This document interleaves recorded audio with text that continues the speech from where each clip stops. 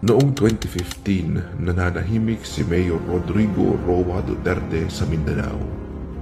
Walang kaplano-plano tumakbong presidente. Hindi ako tatakbo ng presidente. The country does not need me. I do not have the ambition to be president. Mahal ng marami sa Davao dahil sa ipinamalas na katangi-tanging pamumuno at serbisyo sa gobyerno. Handa nang magretiro at ialay ang natitirang lakas para makasama ang pamilya at apo sa huling sandali ng kanyang buhay.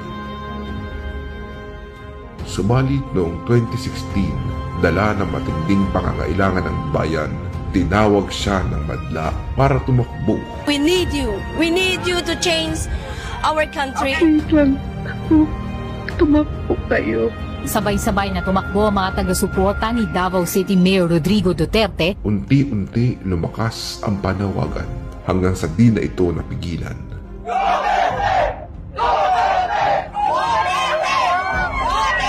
Sa kanyang pagtakbo, iilan ang kanyang ipinangako.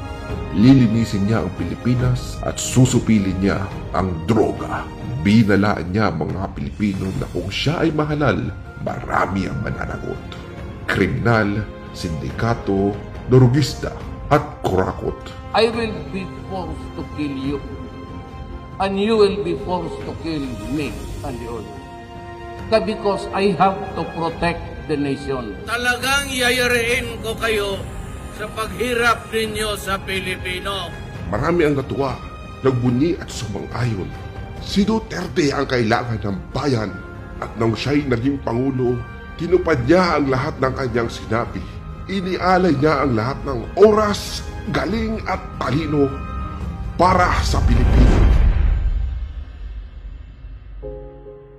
At ngayong 2025, inialay siya ng sariling gobyerno at nais siyang litisin, hindi dahil sa kasalanan, kundi dahil sa pangakong kanyang tinupad para sa Pilipino. Hihilain ko yan. Hihilain ko yan. Ako maniwala ka, hihilain ko yan. Akin na yung anak ko!